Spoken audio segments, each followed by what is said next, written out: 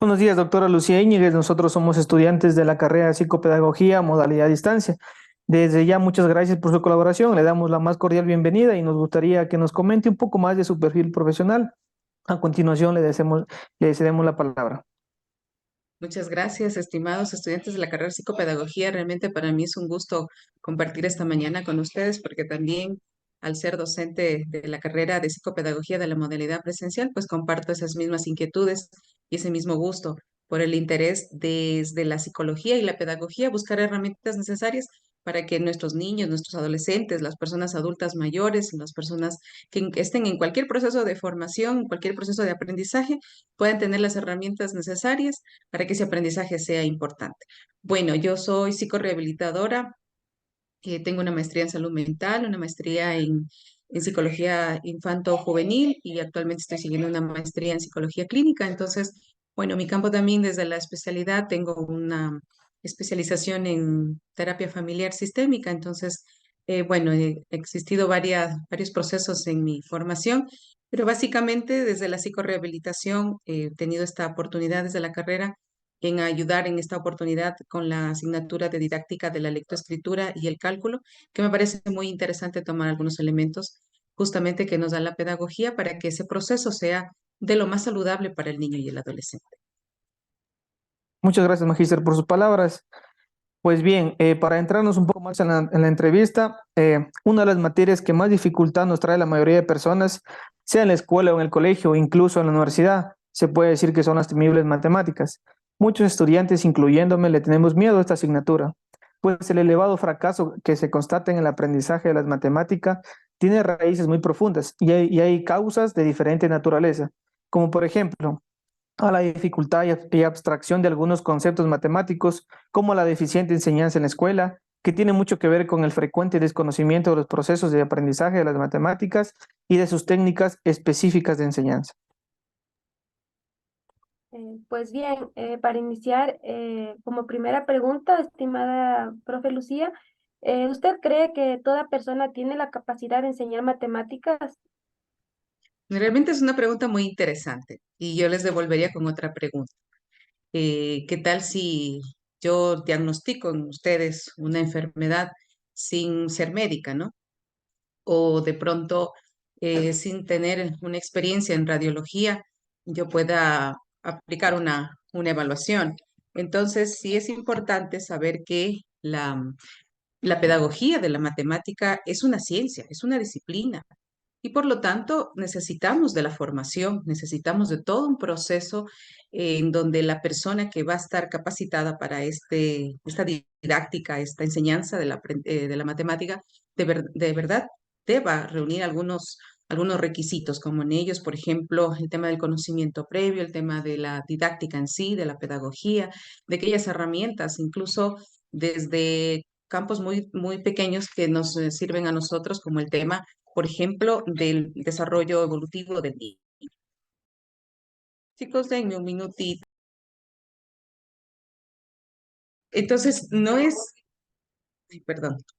Entonces, sí es un proceso que deberá estar asociado a una formación. Hay gente que dice, no, la experiencia de la matemática está asociado a la experiencia cotidiana de la vida y por lo tanto estamos en la capacidad de enseñar a un niño o adolescente. Yo pienso que no, definitivamente al ser una disciplina muy formal de conocer, como les decía, incluso el proceso evolutivo del niño, las capacidades que éste debe tener, pues necesitaríamos que realmente dominemos estos conocimientos. En cuanto a la pregunta que le realizó la compañera Carolina, muy buenos días. Em, yo me pregunto quizás si usted cree o quizás en sus conocimientos que tiene sobre si toda persona tiene la capacidad de aprender, en este caso matemáticas, o será que cada uno nace con ese don de aprender, porque unos son más buenos y otros como que no nos gusta mucho. Bueno, ahí sí es importante diferenciar la pregunta, María. Y me interesa mucho hablarles de este tema porque el ser humano, por su propia capacidad cognitiva, por su propio pensamiento y desarrollo de ese proceso, durante los 5 primeros años es innato su capacidad para aprender la matemática, ¿no? El hecho, por ejemplo, cuando descubre que si él tapa un objeto, el adulto le tapa el objeto y él descubre que hay algo interesante, está asociando, ¿no? Está asociando, por ejemplo, el antes y el después, cuando le dicen a la mamá, tienes que lavarte los dientes o tienes que lavarte las manos después de ir al baño y antes de comer. Entonces, esas relaciones lógicas que vamos construyendo nos hace como muy hábiles para entender la matemática. Es tanto así que, por ejemplo, el niño de 5 años, cuando ingresa a primer año de educación básica, tiene un conocimiento, tiene un saber, ¿no? Y eso es algo histórico, algo que nace en nosotros, ¿no? Y él fácilmente tiene o las habilidades para, por ejemplo, decir sí. Primero es esto, primero es la mañana, luego viene el almuerzo, porque educamos, ¿no es cierto?, en la escuelita con ese sentido, ¿no? ¿Qué día es hoy, chicos? ¿Está haciendo sol o está haciendo frío? ¿Está soleado o no está soleado? Y él va relacionando estas construcciones que le permitirán desarrollar más adelante las habilidades matemáticas mucho más importantes, ¿no? Por ejemplo, la suma, la resta, la multiplicación. Entonces, como que sí es innato, porque si lo relacionamos desde, por ejemplo, el cognitivismo de Jean Piaget, sí es innato, porque nosotros vamos madurando, claro, con el apoyo y con la facilidad que me da el adulto, y voy al mismo tiempo relacionando la teoría del constructivismo, según Vygotsky, vamos saliendo de la zona, ¿no es cierto?, de desarrollo que yo tengo hacia una zona de desarrollo próximo que me va llevando el adulto como facilitador, mediador, como se lo quiera llamar a esta persona adulta. Parecería que sí, que tuviéramos esas habilidades. Sin embargo, ahí entonces viene la segunda parte. La dinámica y la didáctica que se desarrolla en el aula y en la casa deben tener facilidades y habilidades para que ese niño realmente disfrute de la matemática. No hay un aprendizaje o sea, que sea tan dramático y que al mismo tiempo el adulto le haga ver como algo satisfactorio y que eso le sirva para la vida. Porque yo veo niños de 5 y 6 años que usted empieza a ayudarles con la suma y es algo sencillo para ellos, pero cuando ya lo hacemos complicado y cuando ya torturamos con la multiplicación y por qué no sabes 2 por 4 y tienes que memorizarlo como tal, y entonces esa memoria o ese proceso ya no me está haciendo tan de disfrute y entonces ya empiezo en una crisis, ¿no? Y ahí cuando sobre todo en ciertos procesos, cuando el niño ya sale de esta etapa primaria, 5 o 6 años, y empieza dentro de su psicología evolutiva, a una segunda infancia y empieza a razonar, ¿no? Y a ver, me dicen que no, o sea, que la matemática, ¿para qué me va a servir? O sea, ¿para qué si definitivamente yo con que aprenda a leer, con que aprenda a escribir, con que me relacione, con que pueda, y sobre todo en la adolescencia? Entonces al adolescente no le decimos, ¿para qué te va a servir el factoreo para la vida? ¿Para qué te va a servir la raíz cuadrada? ¿O de qué te va a servir la trigonometría? Y definitivamente nos sirve, ¿no? No así con esas bases de que el cuadrado perfecto me sirve para mis relaciones sociales en ese sentido. No lo vamos a diseñar en ese sentido. Pero en cambio, sí para la vida, por ejemplo, para el hecho de resolver problemas, de afrontar los problemas que el día a día nos vamos enfrentando y tener esas habilidades. Entonces, lo que hacemos de la matemática después se vuelve algo rutinario y algo que no definitivamente no disfruta el niño. Entonces, parece también que ahí hay una relación con el maestro y relación con el currículum, porque todo lo que tiene que ver con el currículum de matemáticas es abstracto, es así, o sea, tal y como suena.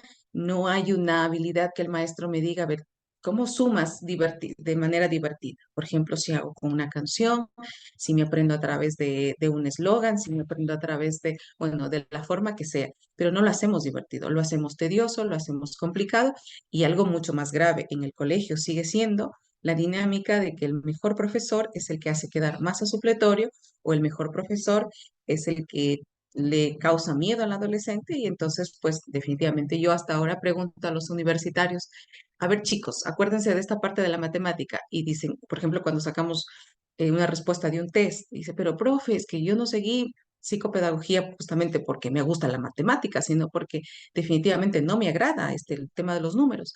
Entonces, pareciera que es un tema aún tedioso que nos lo hace ver la ciencia. Y total, miren que los romanos, la gente que construyó las primeras habilidades matemáticas, lo disfrutó.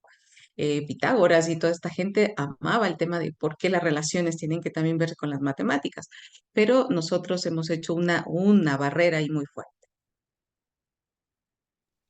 Agradeciendo su respuesta, Magíster Lucía, y una vez más sea bienvenida, surge una duda más. Desde su experiencia en el ámbito educativo, ¿cuáles cree que son los actores principales que existen para que se dé el proceso de enseñanza-aprendizaje dentro de las matemáticas? Como toda relación didáctica, es igual, ¿no? Así como hacemos una relación didáctica para la lectoescritura, para los estudios sociales, para el proyecto de vida, nunca debemos dejar de mirar ese proceso de enseñanza, aprendizaje desde la relación didáctica, en donde va el alumno, el saber y el profesor. Entonces, en ese proceso de enseñanza vienen esas interacciones. El alumno debe aprender, pero tiene conocimientos previos. Ya viene con algo, ¿no? Viene con el antes y el después, con algo de seriación, con ideas sobre la habilidad para los números, lo reconocen. No sé si ustedes ya han tenido contacto con niños de 3 años y es increíble cómo ellos cuentan hasta 10 sin tener el concepto del número y sin conocerlo como tal, pero ellos se divierten y dicen 1, 2, 3, 4, van cantando o van bajando unas gradas y 1, 2, hay una relación armoniosa con el número. Ya viene previamente estableciendo algunos conceptos según su edad, su nivel, el tipo de estudios, el tipo de intercambio que exista, por ejemplo, en la familia, por decir, a ver, si te comes toda la sopa, va a haber un premio que es un helado. Entonces él relaciona la cantidad. Por ejemplo, en alguna ocasión me pasaba algo interesante con un niño que decía que le gusta mucho, mucho, mucho, o sea, que le pongan de verdad mucha, mucha comida o esta relación, ¿no? Y me parece interesante el que ya captaba 2 años, el que hay mucho y el que hay poco. Entonces, de pronto también hay algunas situaciones o algunas habilidades que le vamos dando. Luego el saber como tal, el saber que en este caso tiene que ver con las matemáticas, cómo las vamos a transmitir, cómo es el objeto de estudio de una matemática, ¿no?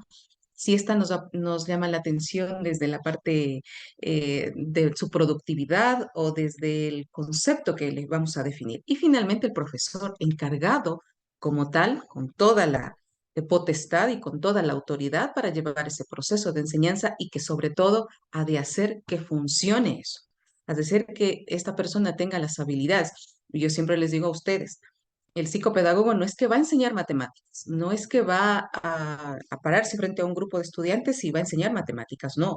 Ustedes son los encargados de que esa relación del maestro realmente cumpla con las demandas del alumno, que cumpla con los requisitos previos, que cumpla con una relación psicológica, con una relación armoniosa y que usted le pueda asesorar, porque va a tener profesores que le dice, verá, yo no sé, con el niño con TDAH, ¿qué hago para que aprenda el orden de las matemáticas?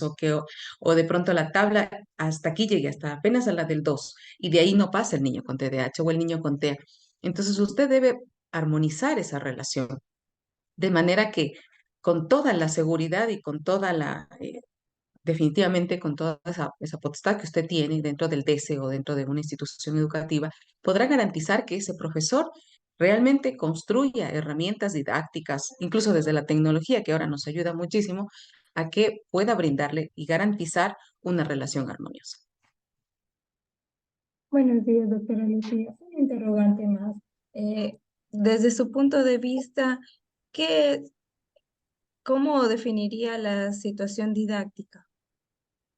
Bueno, la situación didáctica es interesantísima, ¿no? Hay varias intenciones, varias situaciones que a nosotros nos lleva, incluso varias hipótesis de pensar cuáles son los medios, cuáles son las intenciones, cuáles son las estrategias. Y obviamente podemos caer en el discurso o en el plano o en las experiencias de hacerlo adidáctico, es decir, de que cierta situación, pensando que es didáctica, yo pueda caer en el error de pensar que esto sí me va a ayudar y total esté construyendo totalmente otro principio. Entonces, no es únicamente el tema de garantizar y de que, a ver, si me sale esto a priori, yo voy a saber o voy a decir, no, no, sí, esta me funciona esta técnica realmente tengo que hacer una validación de todos esos conceptos, de lo que trae el niño, esa necesidad de comunicación, establecer, por ejemplo, de estrategias, dividirlas, incluso, y la más importante para mí, establecer un modelo pedagógico. Un modelo que no solamente parta desde el concepto que tiene el currículo en este sentido y sobre todo el Ministerio de Educación, porque el Ministerio nos dice, bueno, utilice tal proceso, ¿no? Pero yo como maestro, ¿a qué modelo pedagógico respondo? ¿Voy a utilizar el cognitivismo de Piaget o el constructivismo o voy a utilizar un modelo pedagógico desde la resolución de conflictos, la resolución de problemas? Hoy hay un modelo muy interesante que me gusta mucho de que mientras menos, eso es más. Entonces no le cargo de mucha información, sino que eso poco que yo puedo dar, realmente lo disfruto y hago que el niño eh, le dé todas las vueltas, todas las posibilidades de aprendizaje y no lo lleno, no lo cargo de conceptos. Pero también, por ejemplo, hay instituciones educativas que hacen un jalonamiento. ¿Qué significa eso? Que yo me adelanto a un cierto currículo.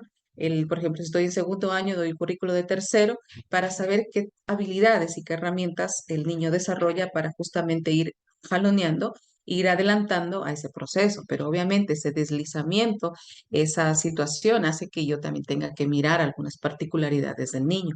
Entonces, justamente cuando hablamos de didáctica, ingresan los conocimientos previos, las herramientas, la estrategia de base al modelo pedagógico que les menciono, el hecho de responder a un principio, ¿no? Hay gente que coge de manera ecléctica, ¿no? Un poquito acá, un poquito allá.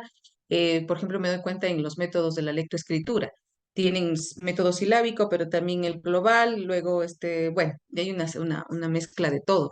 Entonces, yo de alguna u otra manera debo hacerlo simétrico en ese proceso, de manera que pueda responder tanto al saber del alumno, que ya tiene ese conocimiento previo, pero también a que yo desarrolle esas habilidades en el niño. Porque a mí lo que me da mucha pena es que llegan niños con 4 o 5 años como llenos de ilusiones de aprender. Definitivamente están emocionadísimos, pero el maestro no coincide o no logra desarrollar esas habilidades didácticas que las debe tener incorporadas en su formación y hace que el niño no quiera, por ejemplo, tener ese apego a la lectura.